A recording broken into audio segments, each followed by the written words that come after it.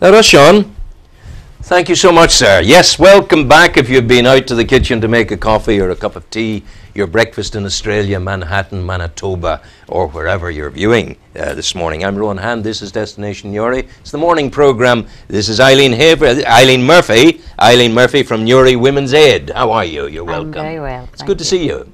Good to see you too. Well, you bring us important news of the work of your organisation, Newry Women's Aid, and the sadness is that you're more needed in the community of Newry and Mourne than you've ever been. Yes.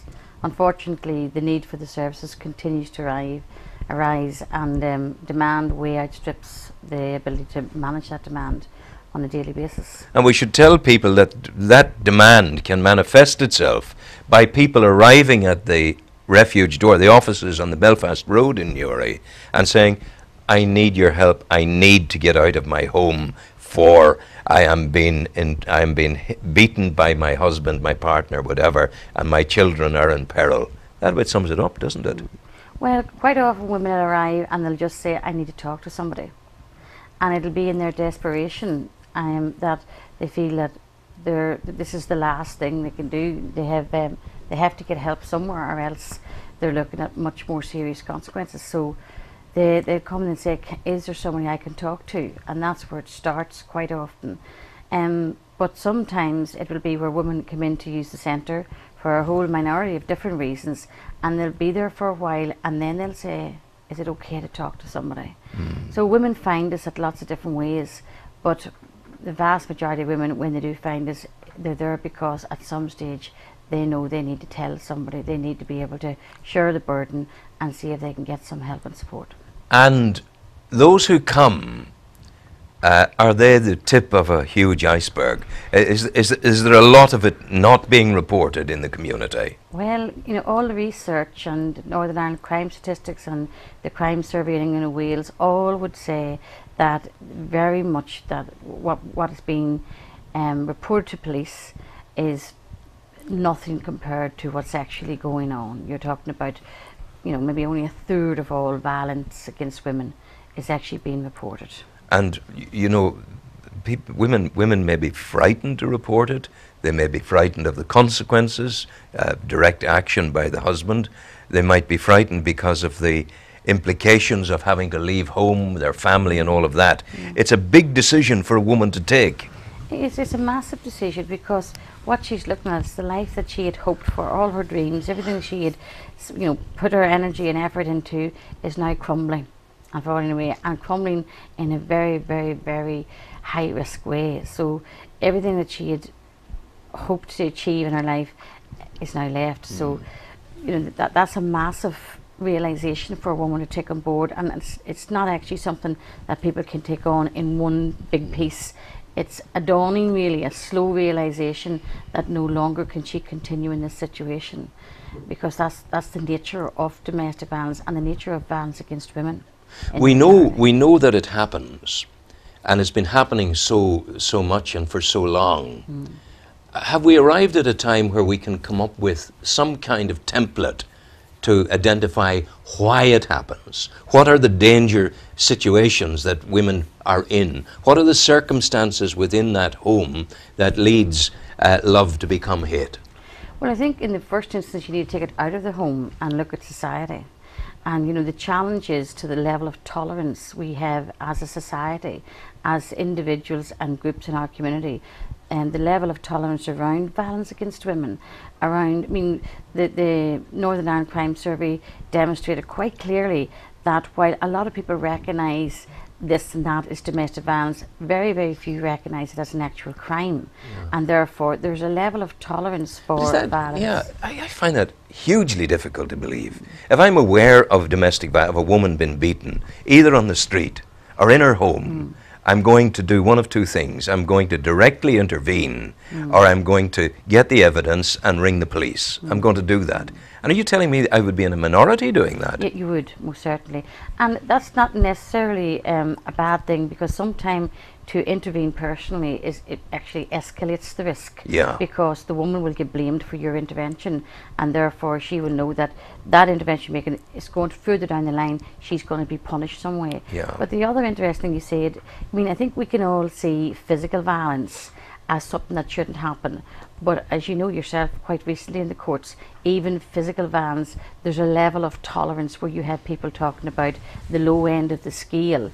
Where Well, that when was you an appalling yes, thing. Yeah. That was a court case in Newry recently, where a barrister defending an abuser told the court, by way of mitigation, that what had occurred, the woman had been dragged across the bedroom by her hair, had thrown down onto the bed, and her head hammered against the bedboard, and the barrister said, "This, my lord, this is at the lower end of the spectrum of seriousness." What absolutely awfulness! He also attempted to strangle her, and my question would be, when does strangulation not be strangulation? When is it sort of low level violence? And I think in all of this, what we're missing is the human being, the person at the receiving end of that violence, the person who's having her hair pulled and trailed and beaten and kicked, punched and strangled. And the trauma and the integrity of that woman's sense of herself, her emotionally and psychologically, her physical integrity is completely fragmented under that. I mean, how does she feel safe again if the person who loves her is prepared to do this to her? So there's a lifetime of recovery involved in that, is, if there ever is going to be recovery. And the most interesting part in the work that we have found with women through domestic and sexual violence is that most of the recovery takes longer because of the psychological abuse, not because of the physical abuse. While physical abuse is extremely painful, we heal. Physical abuse can lead to disabilities in later life and all of that, but the thing that women have to come back to again and again and again, and not only women, but the children of that woman come back to again and again, is the psychological trauma that they experience at the hands of a violent perpetrator. You see, what I'm trying to get my head around is, first of all, the courts, the way they're dealing with it, and that kind of notion that it's segmented into serious, very serious, terrible, and not serious, that sort of thing. I can't understand that in a civilized society, that kind of attitude within a professional class, the legal class of people here, how that can be tolerated by the professional. You know, that man, that person, I don't know if it's a man or not, but that person who did that probably was a man, who made that plea of mitigation for the perpetrator. Does his professional organization, the Association of Barristers, the Law Society, do they not crack the whip and pull him in and say, look, this is unacceptable? Well, that is the challenge. The challenge is about the level of tolerance. I mean, there are very good judges, very good barristers and very good solicitors out there who recognise violence against women as it is. Unfortunately, you would get the judge a few weeks ago in England saying that the 13-year-old child who was sexually assaulted was a sexual predator. Of a 41-year-old man is sexually assaulting a 13-year-old girl, and the judge says he got he didn't get put to jail. The judge said he was very close to putting him to jail, but it was mitigated because this 13-year-old was a sexual predator. Now, Jim Gamble has spoken at length about this. Who's Jim Gamble? Jim Gamble would have headed up the whole child protection. He's originally from the Metropolitan Police in England, and he's gone on and he would be a big activist in child protection. And he was saying, I mean, the law is there. The law is designed to protect children, and it's there as adults bear the responsibility of protecting children. For any court to use a child as an active agent in their own abuse is scandalous. And that's not Jim's words, that's my word. It's scandalous that our court system, our judicial system would actually see children as being predatory, because you need to look behind that. You need to look at what that child's experience was before that. But I mean, whenever you asked me to come and do this, I sort of run through sort of a world view on violence against women to sort of gather the sort of thinking, the day's thinking of it. And it's predominantly, no matter where you go, there is a very strong thinking out there. And Amnesty International's 2008 done a survey on this, and it's still very prevalent today, where women are seen quite significantly to blame for their own rapes and violence against them. And that's about how they clothes they wear, how they speak, if they take a drink, if they're chatty, anything. It almost is that no matter what a woman does, that can be used against her You see, it's a as total, her own. yeah, You know, it's she's a, her own person. yeah, it's a total diminution of civilization. It is a bit, We yeah. we take civilization and we bring it down to that level, and we're saying that societal reality is that we tolerate, we blame, we point the finger at the woman At the victim. and at the child, the children, as in the case Yeah. across the water. That's it. Yeah. What are you guys doing about that end of it? I know what you're doing. You're bringing people in and helping people. You're giving them accommodation. You're housing their families. You're making sure they're safe houses where they stay. But is that the sticking plaster, a necessary sticking plaster over the wider cancer of the ongoing tolerance of abuse?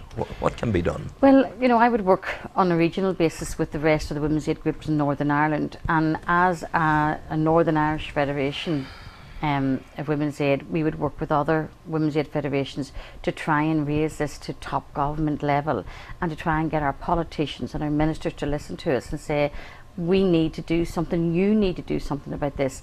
I mean, there's an international violence against women function where we're constantly putting it on that platform to say we need to do something, but it all comes back down. You can do so much up at that level, but it all comes back down to the people on the street, the people living next door, all the groups, our own community and our own society.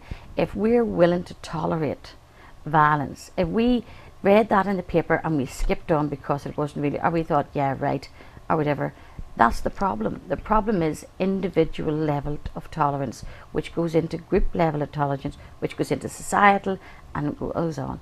And we don't challenge it. We don't, because it's not only the work of Women's Aid, it's the work of every citizen. It's the work of every individual to say, stop. You see, these perpetrators or potential perpetrators, these are people who will mingle with society in their church, their chapel on the Sunday. They're people who will go about their ordinary business in their profession and whatever, and suddenly the world comes asunder in their private lives in their home. Now, I just wonder what's happening at education level in the schools. I'm not sure about this. I don't think there is a subject on any curriculum that talks about domestic abuse. I don't think you can take an A level in, I might be wrong, in domestic abuse and how to prevent it. I just don't. But I mean, is it not time that from when we start to learn our ABCs, that we're also being taught the merits and the beauty of gentleness? Well, wouldn't that be fantastic? But why aren't we doing it? Well, there is a level of work going on. Regionally, Women's Aid have been working with the Department of Education, and we have been very fortunate to receive funding over the last couple of years, where we're training our primary school teachers to actually deliver our own Helping Hands programme to primary school children. And that's all about keeping safe and recognising dangers. And it's very much, it doesn't look at domestic violence, it's about looking at safety and how to recognise when you're not safe. So that's an ongoing piece of work we're doing.